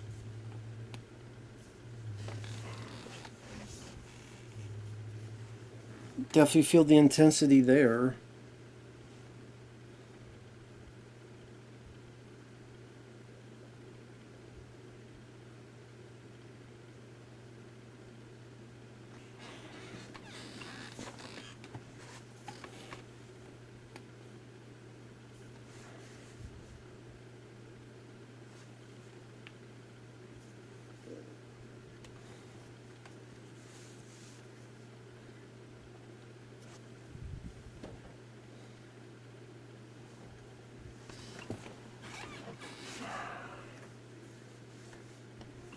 And sorry about that. I don't know why. Just this kink in my back doesn't help things.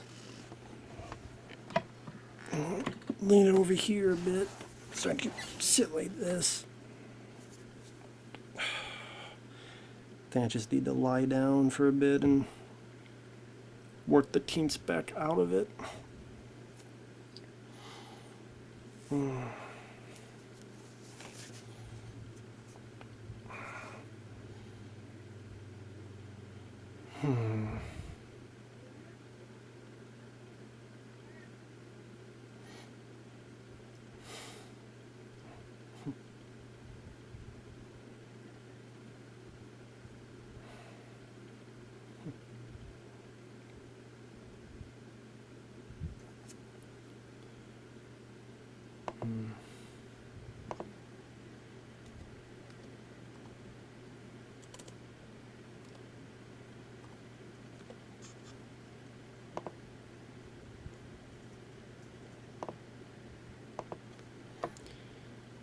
It'll run them over. Are you cop?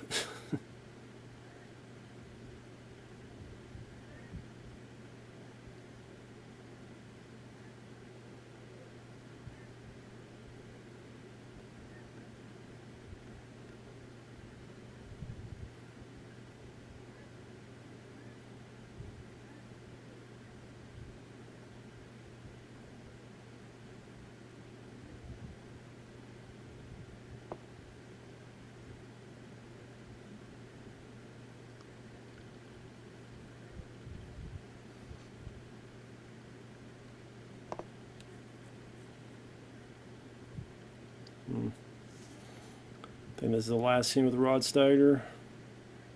Very much catatonic.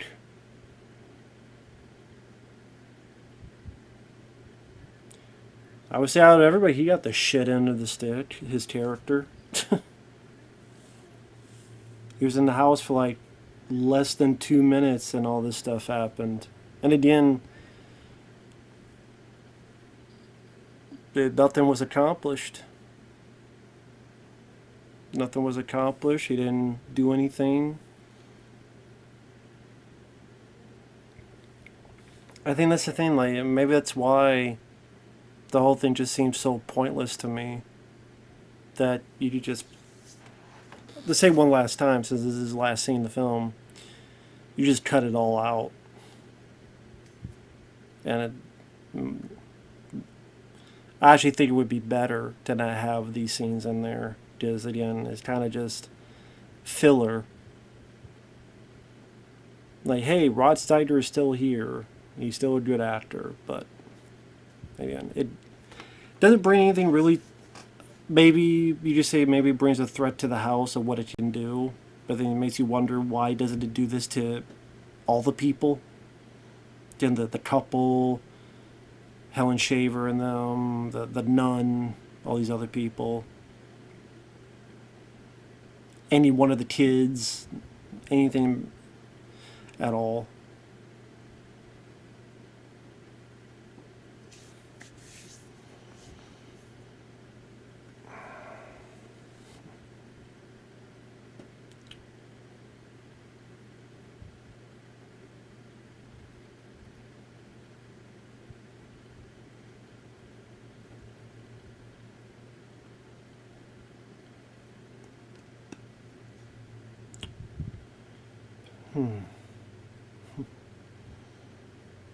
Hey, I'm talking to you, guy. Come back here, goddammit. Even the police officer character, really nothing amounts to that character.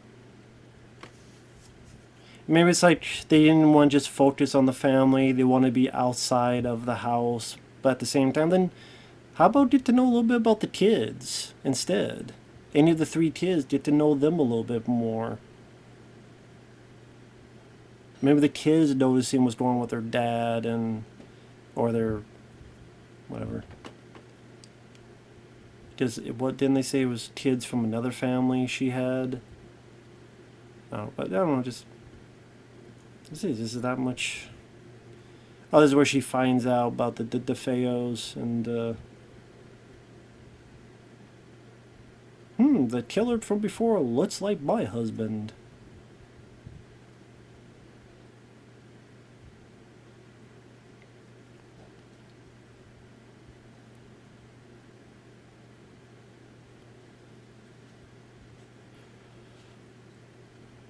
I remember back to the day you had microfilm and this stuff. Nowadays it'd just be a computer. There you go.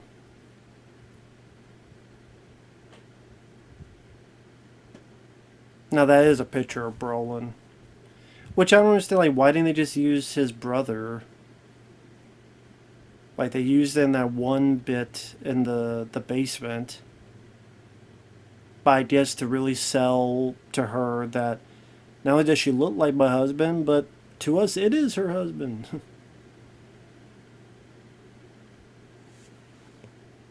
Telling you, listen to the dog. The dog knows. No one wants to listen to the damn dog.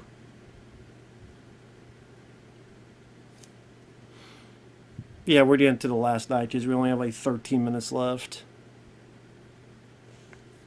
It's on him try to kill the kids, and she tossed to him, and he snaps out of it.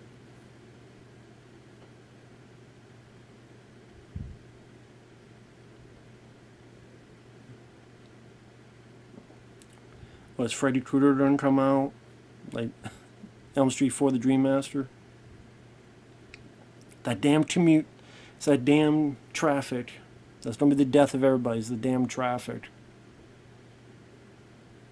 I always knew traffic would be a killer. Well, funny enough, I mean, Elm Street 4 did have a dog, only had a dog pissing. Is this dog going to piss? And then Freddy's going to come out? Blame it on the rain. Yeah, yeah. Blame it on the rain. The last night. Well, I mean, there you go. It's the last night, sucker. What are you gonna do about it? What the fuck are you gonna do about it then? I'm gonna run this car right up your ass, house. This van. Do you imagine that was the movie? Like, she just drove the van right into the damn house. Fuck you, buddy. GTA, bitch. Call 555, your ass is grass. This van is up your ass. What do you think about that, house? Then the house grows arms and tries to punch you, and you go, fuck you, I'm gonna drive this van again. Through your fucking head. Through your fucking skull.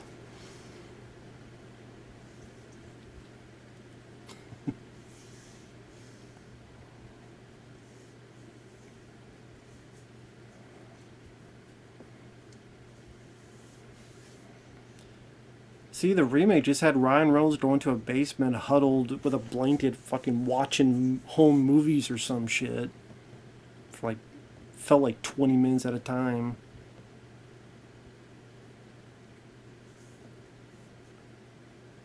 But again, I like Brolin and I like Margot Kidder in this. I think they do a good job acting-wise. Oh, there's that pig creature. Which is just goofy looking, I'll be honest. It's pretty goofy looking. Apparently at one point they wanted Margot Kidder to have a reaction, and then they showed her that and she just laughed. I don't blame her. I would laugh too. It's not a scary image. The eyes, okay, just have the red eyes. A fucking pig? Not scared of Babe. Pig in the city or not in the city. I'm not scared of Babe. I'm not scared of Pork Chop. I'm not scared of Hamlet. Or whatever the fuck his name is. I always loved the blood oozing out of the walls. Simple, but I always thought that was a cool idea. I'm surprised more movies haven't done that. Or maybe they have, I just can't remember them. But just the way the blood... I guess, to be fair, Evil Dead, that type of stuff, to be fair, but... I just love the blood oozing out of the walls. And this is before the Shining movie. Shining was 1980, so... I was mentioning The Shining before. So I would say, oh, this is what Stephen King wanted, and Shining had not been out yet.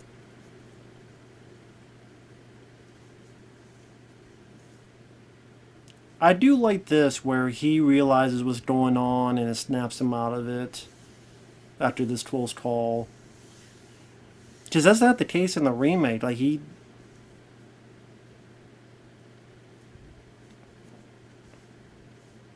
I just feel a lot more of the heart in this with the two.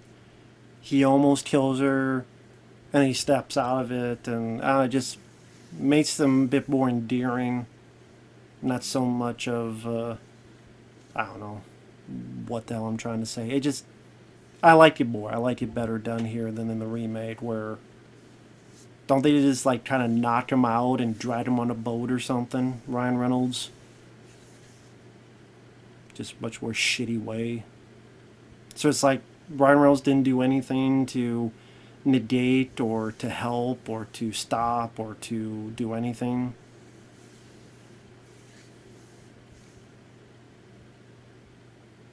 When the house is shaking, you know what we making. I don't know, yeah, as simple as it is, I always like the blood seeping out.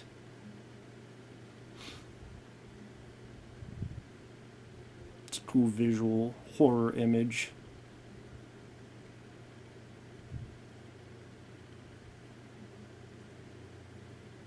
Come on, yeah, an axe. Chop that shit down.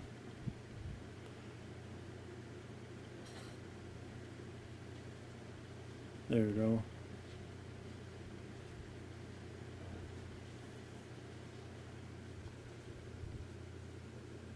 But we're not done yet. Gotta go save the dog. Which I'm sure will be make endear him to the kids. Sorry to steer you about the axe, but you know, the ghosts. I think also to the audience as well.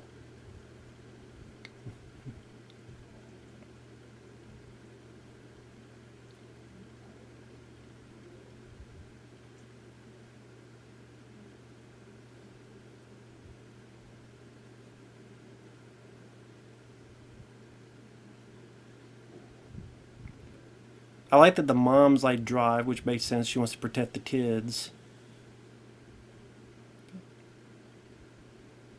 And so, what's the one thing that could bond the kids to this guy?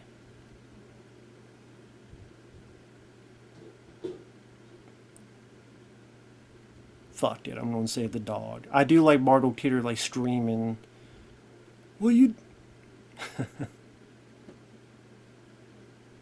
just again like she tears for her husband. That shows that she loves her husband. She doesn't want him to get hurt.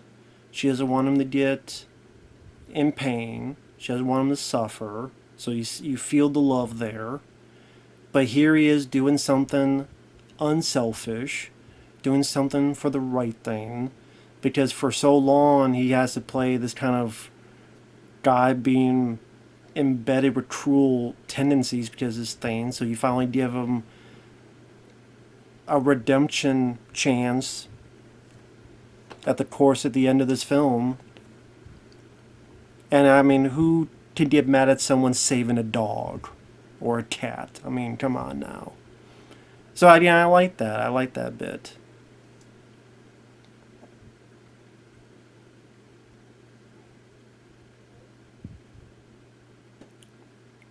I kind of wish there was an extra beat here at the end of like he's in it, but then maybe it's like struggling to get out, or hell, I mean, this is all bullshit. Let's be honest, you know it's bullshit. Have like some creature grab him, and maybe he has the axe and he embeds it right in the damn thing's head, right in his fucking forehead. That's what it should have been. He comes out, grabs him, he embeds right in the fucking forehead. It comes down and.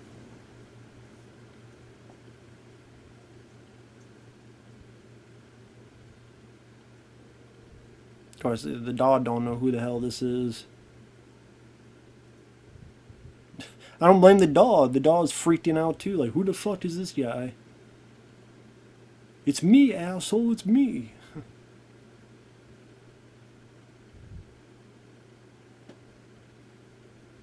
Or is the dog pulling him up? See, it almost seems like the dog is pulling him up to help him. See, at least right now. Maybe that's what the dog was trying to do to begin with.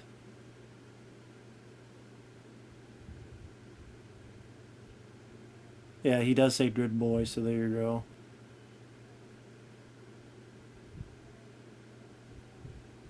But I wish there were more scenes between him and the little girl. Like maybe the little girl doesn't know whether to trust him or not. You're not my real dad, but you don't have to be too whiny or bratty about it. So this could be like the big bonding moment between them. Ah, you troll, you fucking asshole. Isn't that why he's gotta like go outside and break through the fucking window or something? There you go. Or not a. There you go. That window. Yeah. Fuck you, house. Fuck you, house. There you go.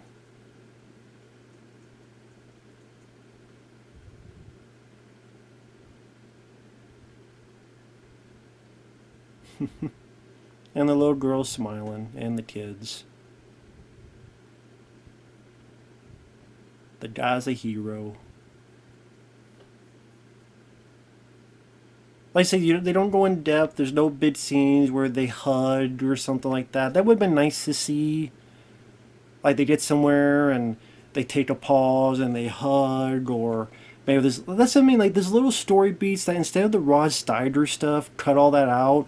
Add a little bit more of those little story beats between him and the kids, and again, he's and the kids. They have this kind of back and forth, relationship, and then maybe they warm up to him, or maybe they don't. I don't know. Just finally, the kid says "daddy" or "dad" because they didn't call him dad before. I know those are typical tropes, but those are tropes that can work well if done efficiently. I don't know. Maybe some people feel you don't need that kind of stuff. That would have been nice to see, but it doesn't ruin the film. But I do like that ending. I like that they give the dad. He's not just a shithead. They give him something to do. Substantial, heroic moment, which is nice to see. Nice to see that. And again, overall, I do like the film. I remember seeing that ending way back in the day on VHS. I went, "Oh, dude, that's nice." A little bit of something happened at the end. You did a good deed. That's cool. I mean, sometimes it's the little things. But with that said, thanks for watching. Thanks once again to Shawn. Take care. And we'll see you guys later. Bye-bye for now.